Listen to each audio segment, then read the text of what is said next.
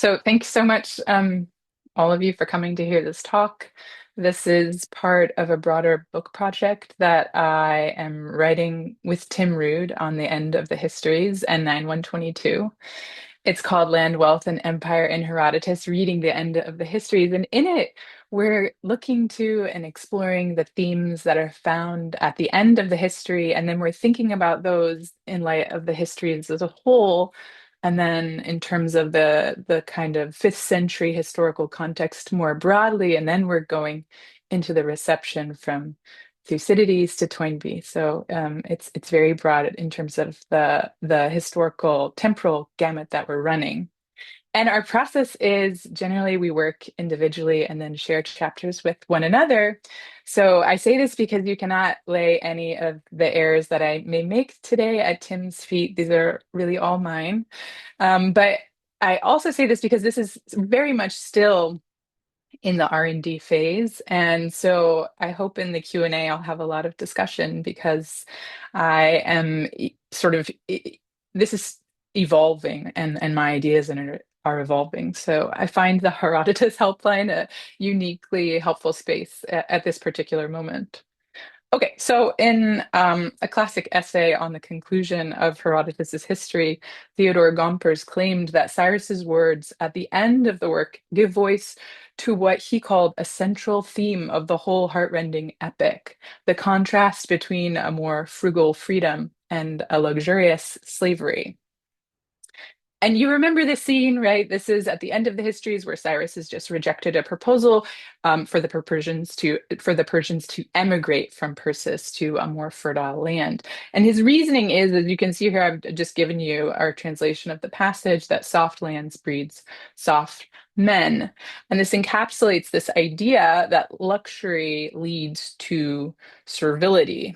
So Gompers would want us to sort of make the connection that in the days of Cyrus's Persians, they seem to have embraced this advice. Whereas, by contrast, by the time of Xerxes, they don't. By the end of the Greco-Persian Wars, we're meant to understand that luxury has clearly gotten the better of the Persians. And I love this sonic metaphor that he gives Gompers at the end of this opposition. He says, it fades away like a mighty chord. And in a real sense, this chord still resonates, right?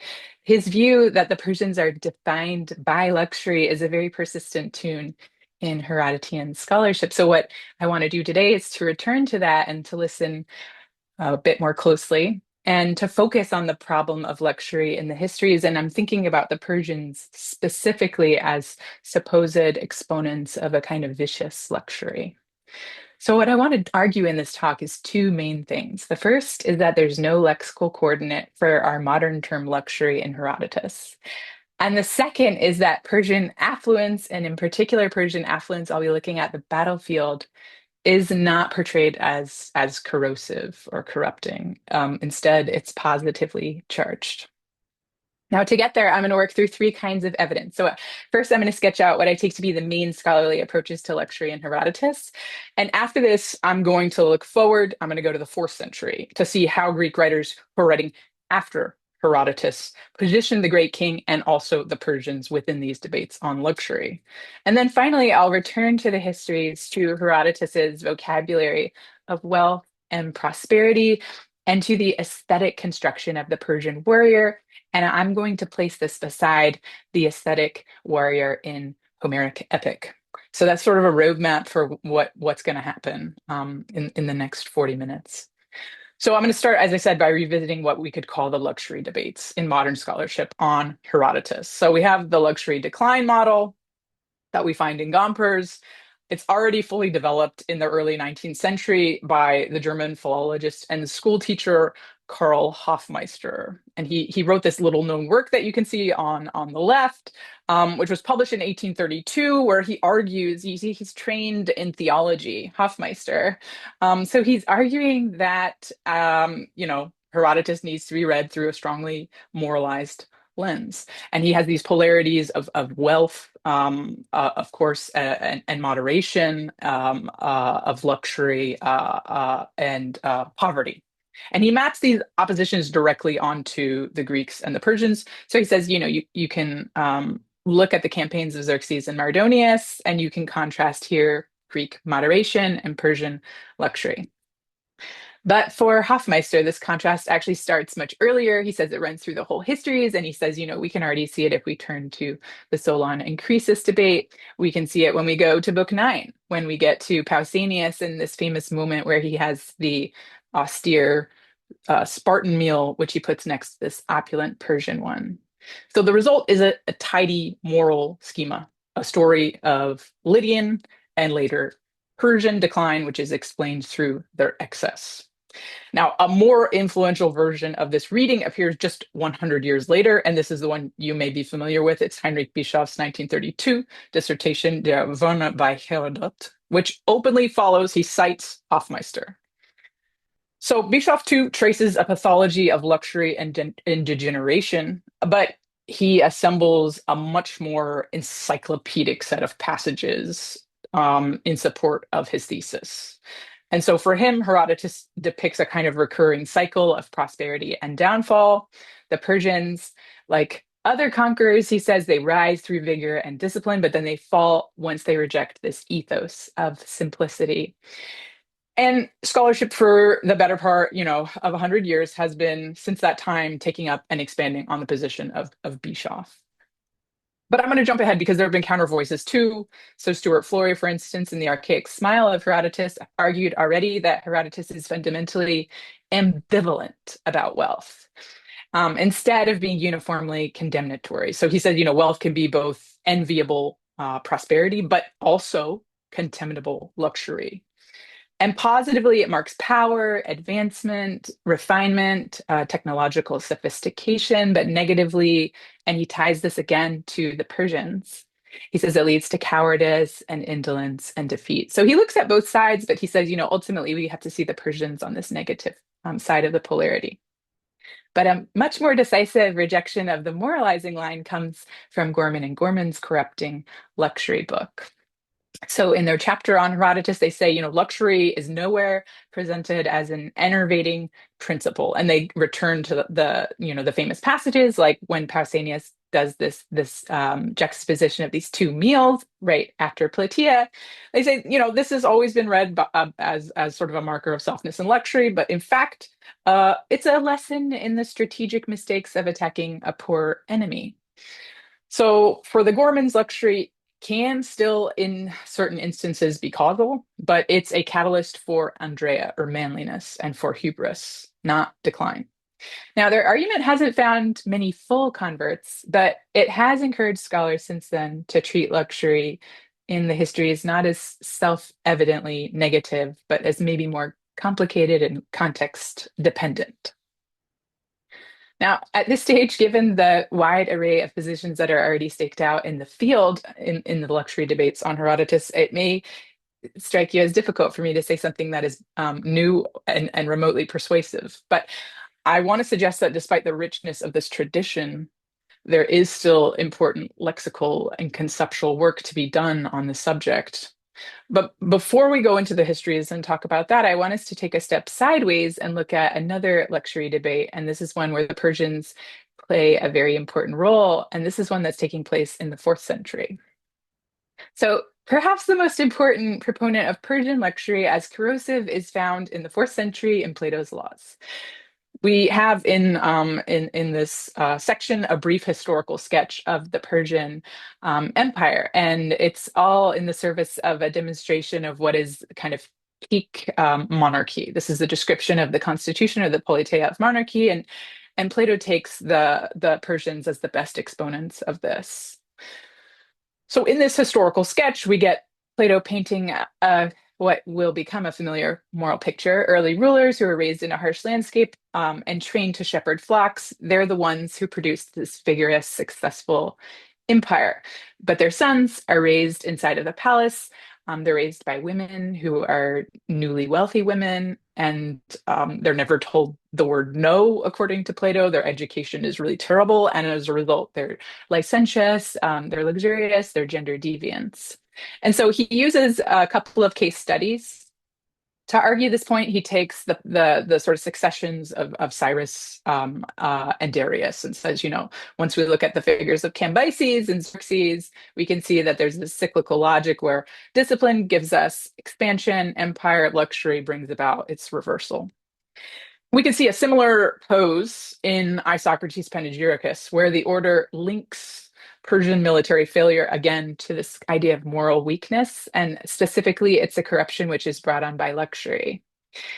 Now, Isocrates draws a clear connection between overabundance and the degradation of the soul. He says, because of their wealth, they are luxurious in their bodies. Because of one man rule, they have a soul that is abased and fearful.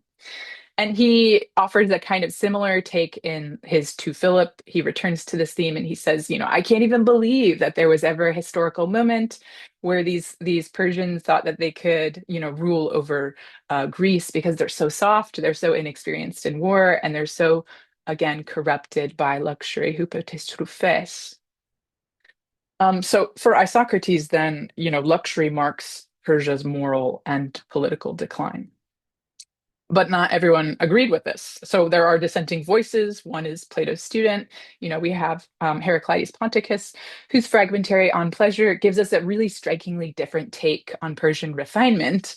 And one of his speakers on Pleasure defends luxury and says, luxury actually ennobles human nature. And he cites the Persians and the Medes as evidence of this. So he says, for these people are most of all humans, those who value pleasure and living in luxury, and they are the bravest and most magnanimous of foreigners. For experiencing pleasure and living in refinement are characteristic of free people because this frees their souls and strengthens them, whereas laboring is characteristic of slaves and the abased. And for this reason, such people are actually contracted in their natures. So here, pleasure and luxury, refinement, all these things are sources for megalopsychia, this idea of magnanimity, enjoyments of good things enlarges the soul. Even luxury here, troufal, is morally defensible, right? It's a path to greatness, to megaloprepeia, to this idea of magnificence. So Heraclitus' position, I think, gives us a valuable counterpoint to what we sort of typically associate in the 4th century with the Persians. It's an image not of them as decadent victims of excess, but as successful figures whose cultivation of affluence really strengthens their spirit, doesn't weaken them. But the most determined opponent of this reflexive position, which we find in figures like Plato and Isocrates, this idea that luxury necessarily weakens the Persians or the great king, is in Xenophon. So in the Cyropaedia, we first meet Cyrus when he's 12 years old and he's on a trip and he's going to see his grandfather, Astyages, who's Median. And in the context of their meeting, Xenophon really draws out a striking contrast between the two peoples, and he sort of notes the frugality and the simplicity of the Persians, and he contrasts that with the love of adornment that you find in media.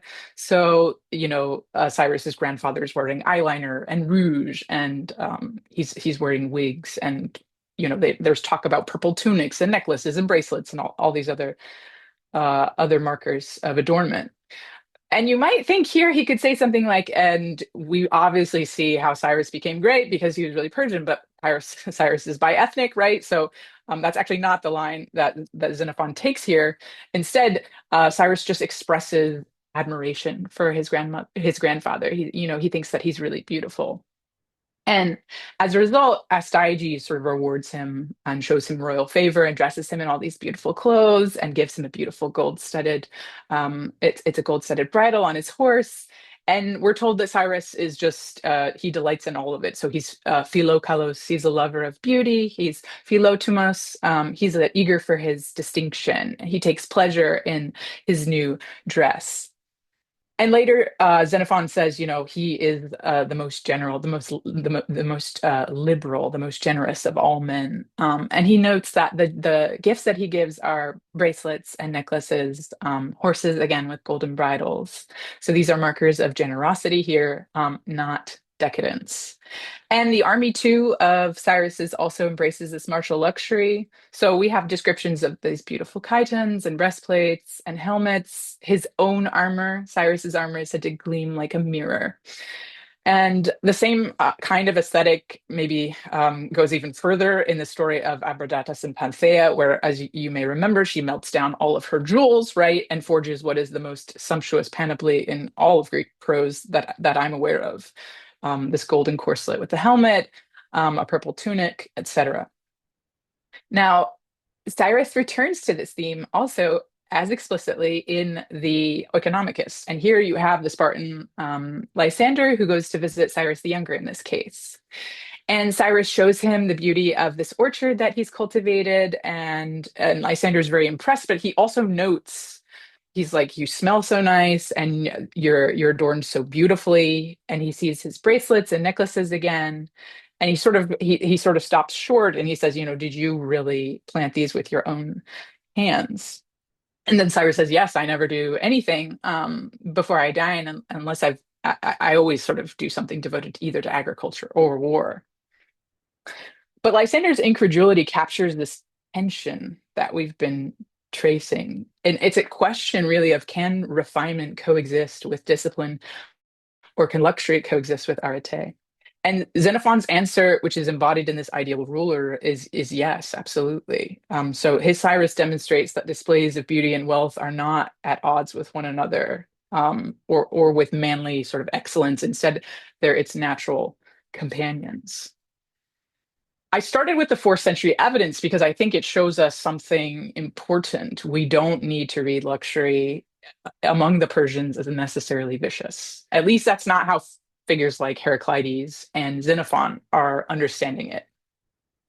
But at the same time, the fact that we find such a strong countercurrent in Plato and Isocrates, this sort of idea that luxury marks decline and moral collapse, this tells us that in the decades after the histories, you do have crystallizing this narrative of moralizing. It's already, entrenched, deeply entrenched. So it's sort of a ready-made explanation where you can interpret this.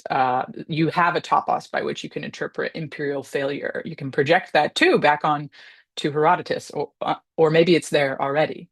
So I guess it's with these opposing fourth century texts in mind that I think we need to think about situating Herodotus's own view of Persian luxury and also luxury more generally.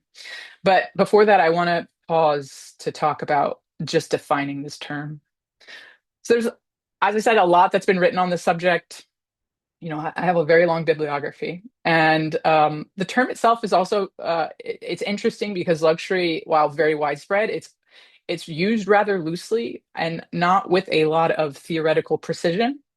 So I'm going to be very clear about how I'm thinking about this term. I'm thinking about costly, scarce, status-coded goods or experiences that go beyond functional need and are sensorially indulged in or conspicuously enjoyed. So they're physical, they're sensory, they speak to our core satisfactions, but they're neither useless nor strictly necessary. We desire them, but that need, or that desire never rises to a need, because you can always replace luxuries with something which is less refined.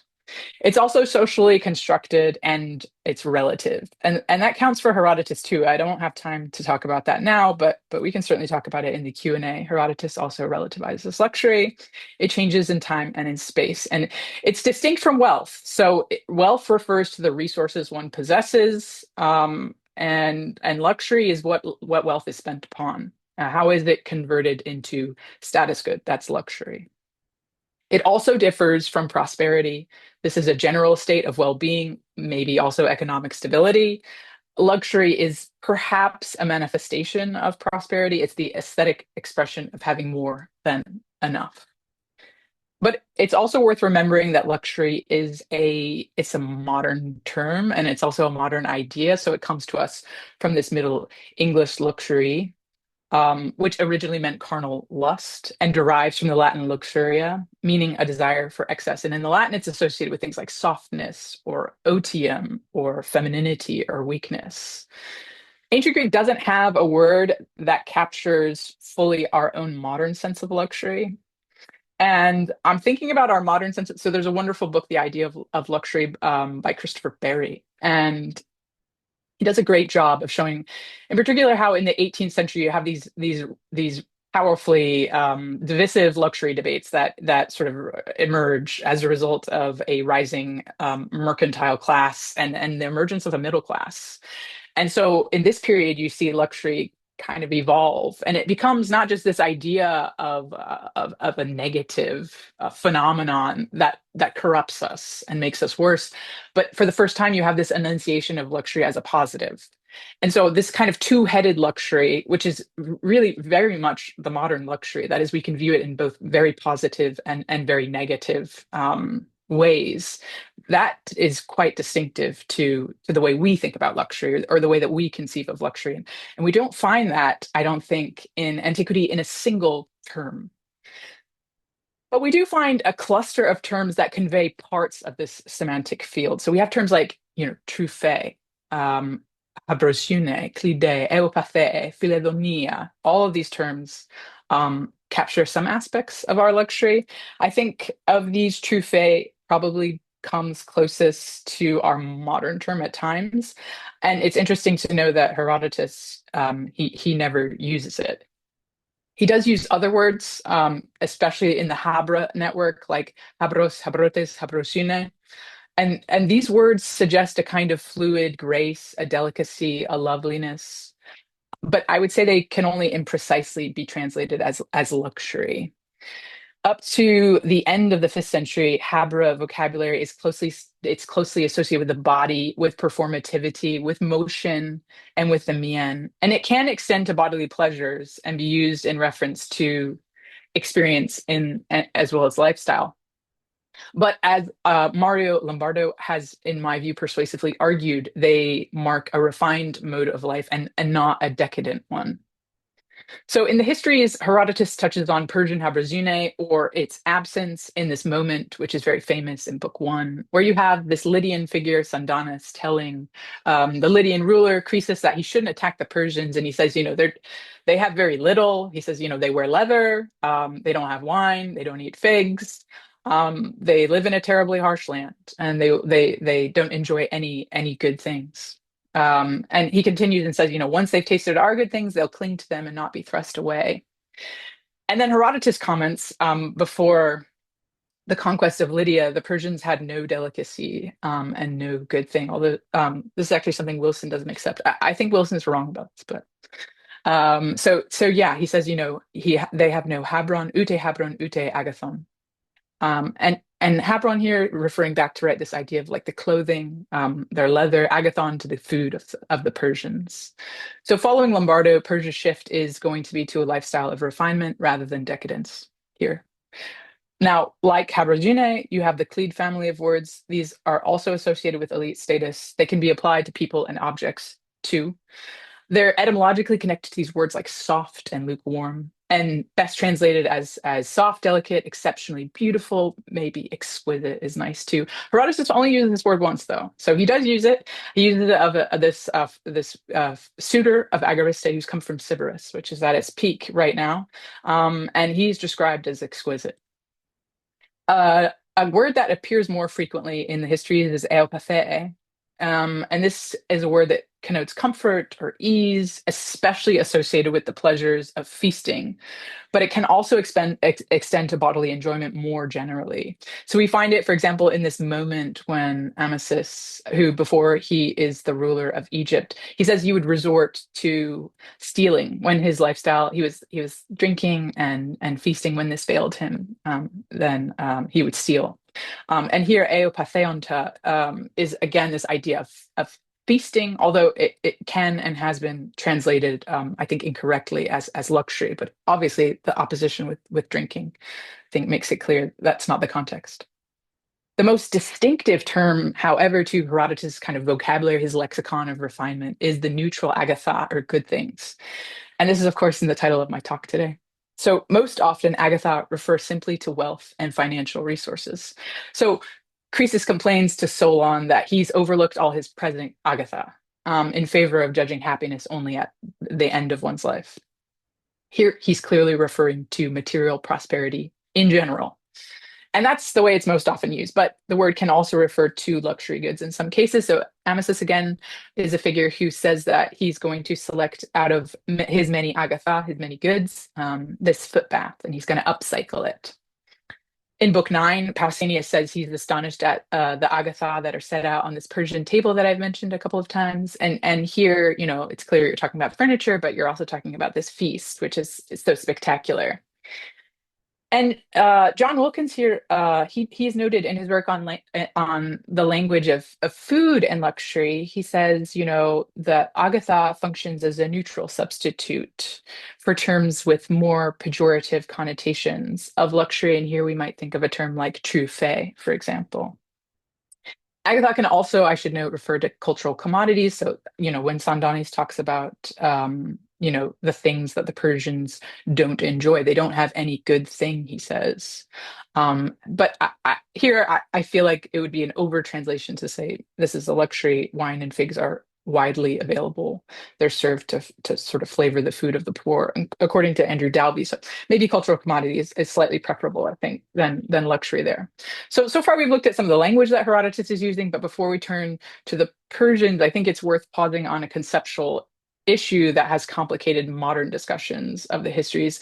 And this is the tendency to conflate luxury with wealth or prosperity in general. And I'm going to argue these need to be kept distinct.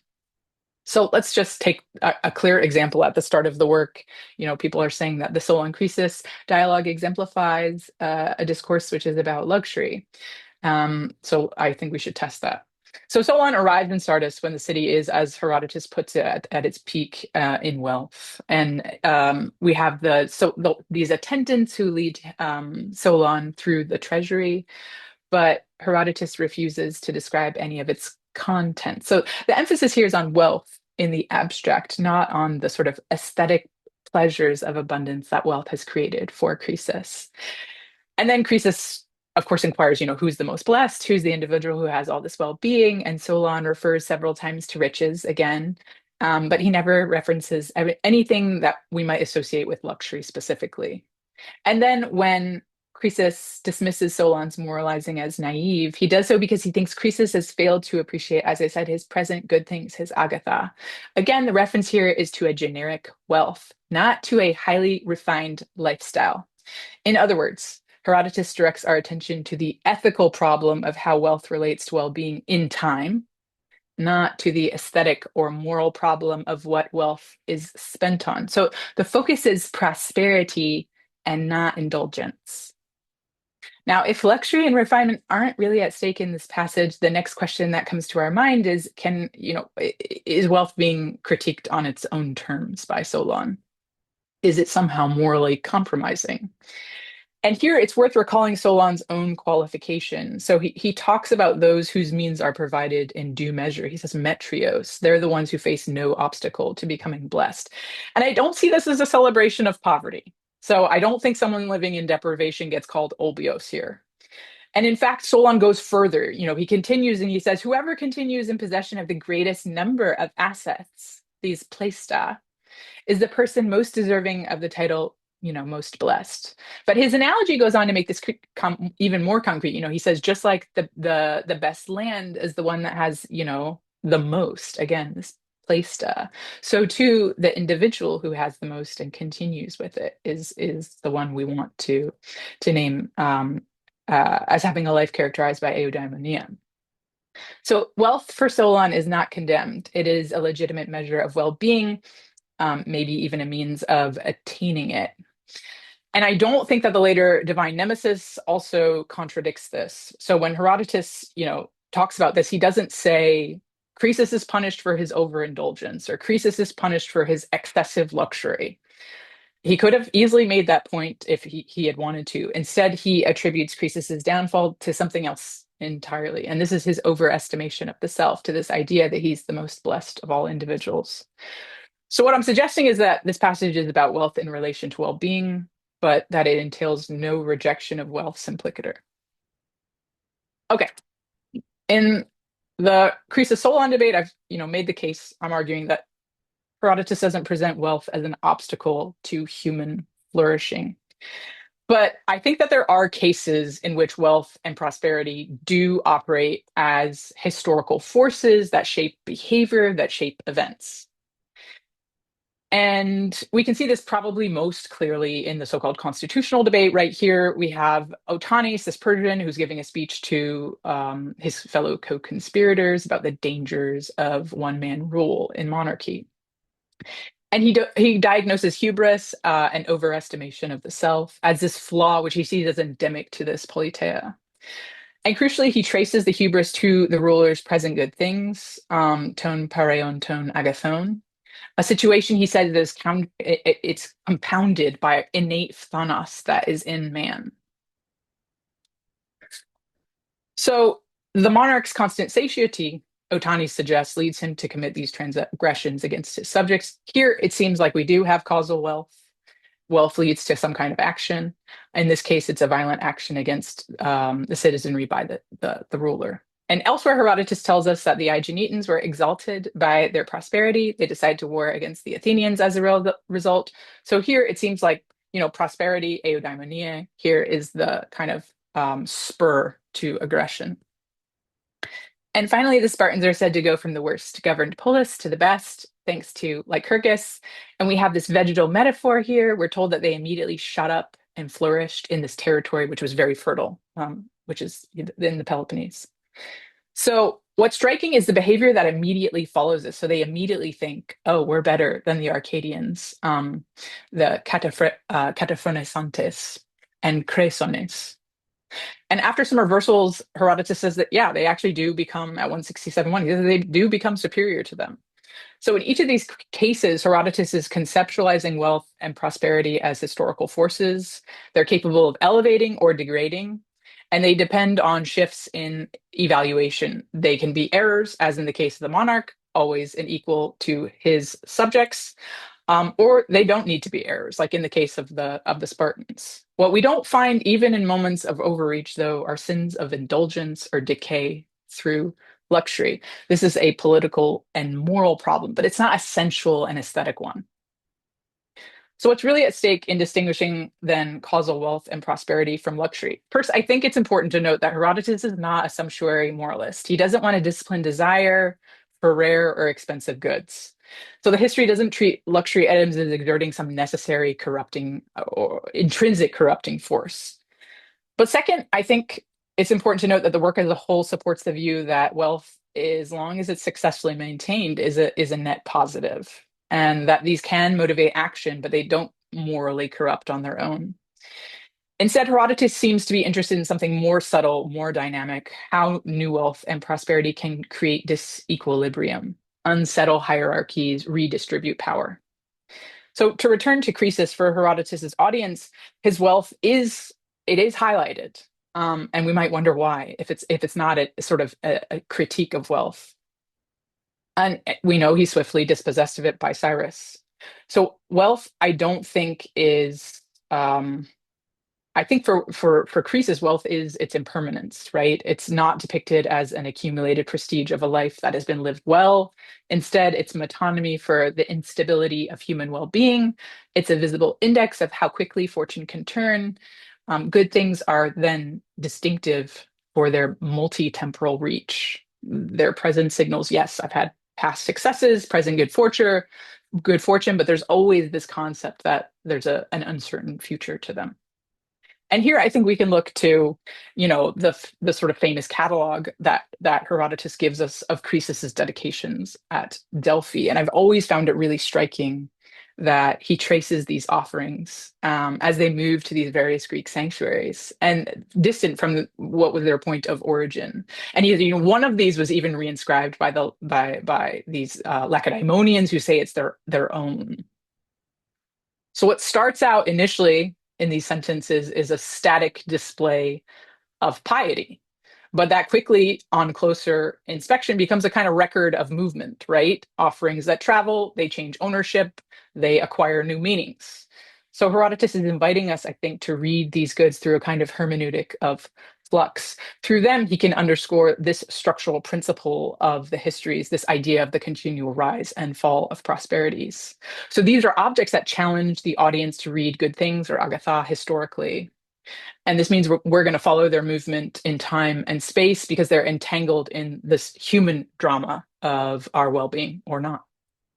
So far I've argued that Herodotus offers us very few instances where we could use a term like luxury, but instead that wealth and prosperity are much more central.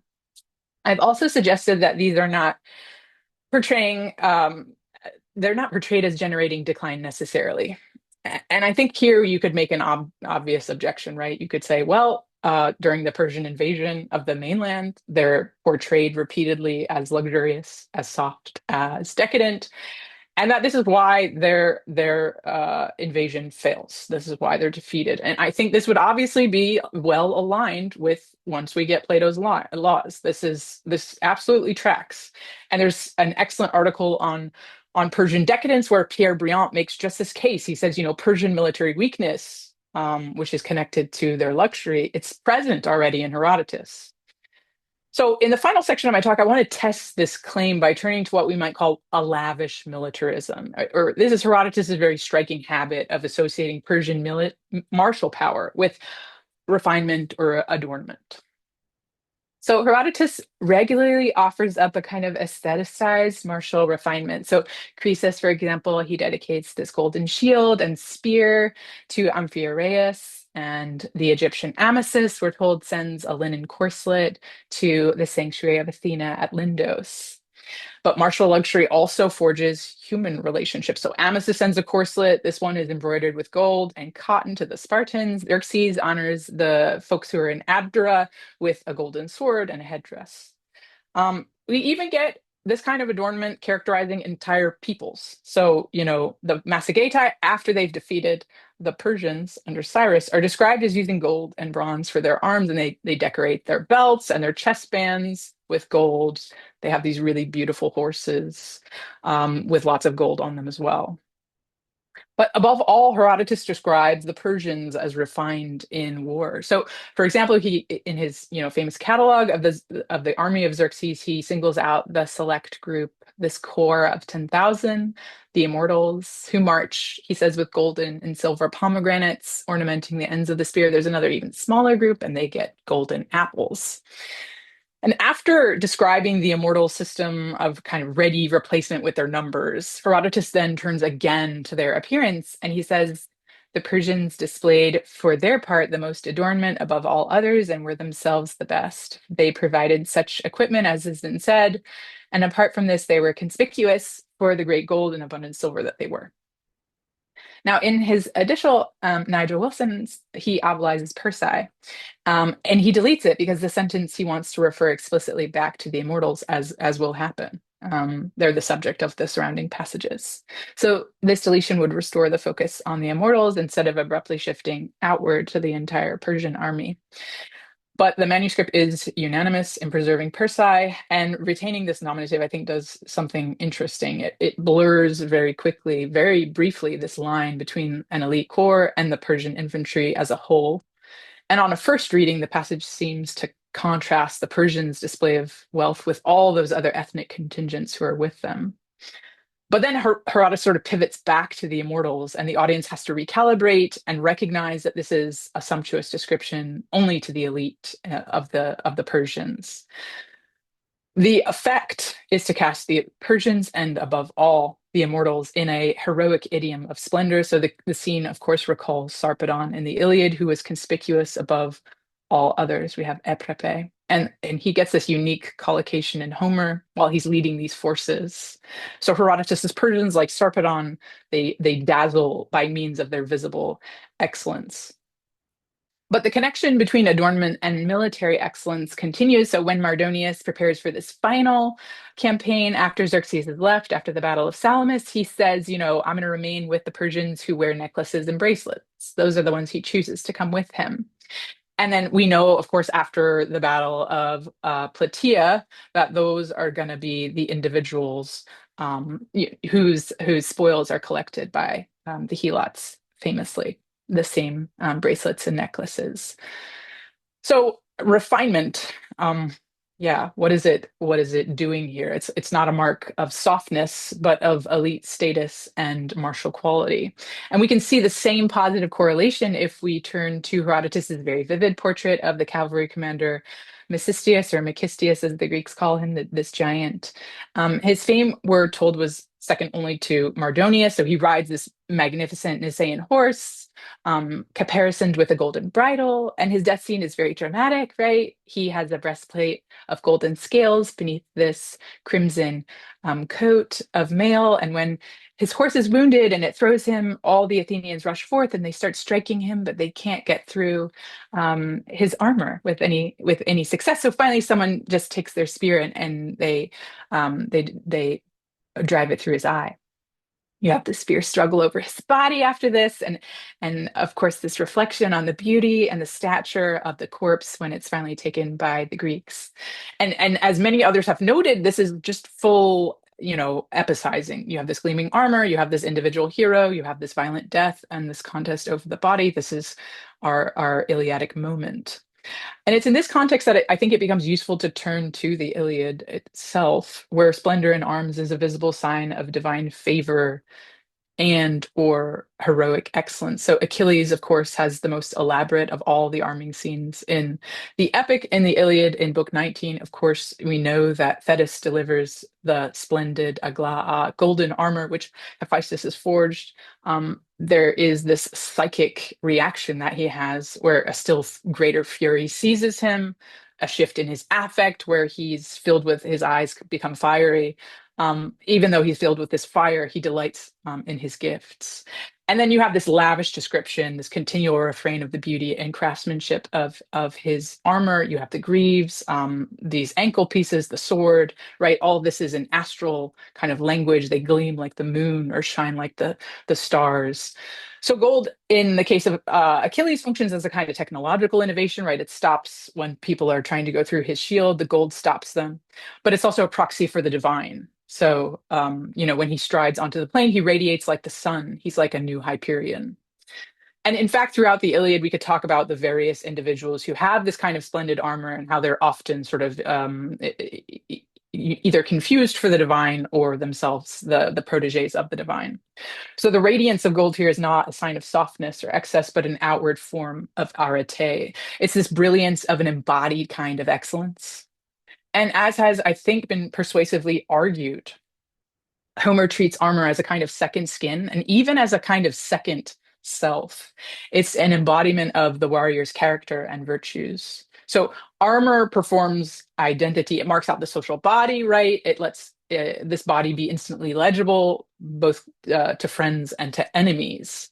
And this aestheticization of the Persians' panoply that we get from Herodotus, I argue, participates in just precisely the same discourse. And of course, this is also where Xenophon will go, also in the 4th century, too.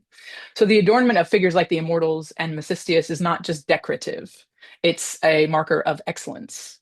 And by giving the Persians this kind of equipment and focusing on it, Herodotus signifies they're the most worthy opponents that the Greeks could have. And in line with this, we know that Persian bravery singled out for praise, right? Even before Plataea, you have the Persian and Median cavalry who had already repeatedly displayed their courage. Mardonius actually he challenges the Spartans to fight one-on-one battles in this kind of Homeric style duel, evoking the sort of Paris Menelaus challenge. And in the battle itself, when we're at Plataea, Herodotus tells us the Persians are not inferior in daring or strength. So he makes it very clear that they're brave, in contradistinction, by the way, to the rest of the allies who do not distinguish themselves. The Persians are different. Their visual preeminence finds a perfect corollary for their performance on the battlefield. And then following the battle, Herodotus describes in detail all the spoils that are recovered from the Persian army. But when stripped of this body, the adornment no longer is a sign of an individual's excellence. Instead, when it's detached, this becomes, I argue, a marker of Herodotean flux. This is right. It divides in different ways. It's stolen. They're trophies. They're divine dedications. It's also redistributed booty to the army and to the generals.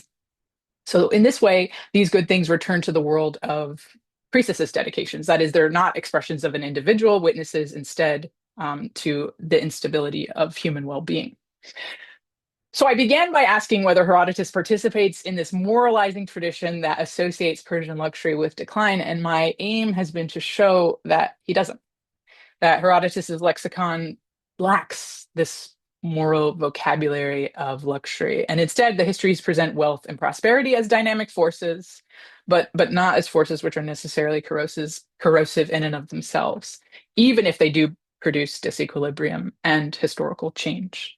So when Herodotus describes Persian adornment at the end of the Greco-Persian Wars, this is not a form of condemnation, but instead an elevation, a gesture that raises these adversaries to the level of Homeric epic. And once these ornaments then begin to circulate within Herodotus's economy of flux, their brilliance endures, but they're now, their meanings shift, and they're now tied into this different set of questions about the reversibility of fortune. Okay, so where does this leave us in terms of the end of the histories, Cyrus's dictum on soft lands and soft men? So luxury on this reading turns out to be something of a red herring. The Persians, enriched as they are by empire, resolve not to exchange the hardships of their native land for agriculturalism. This opposition is not between austerity and luxury, but instead militarism and cultivation. And it is also a reassertion of an ideology that is committed to empire, right? This is not a people who have time to um, have peace long enough to sit and reap crops. And this is something which is going to be really important when we come to the Peloponnesian War. But as Gompers might have put it, that is a subject for another power chord. So thank you.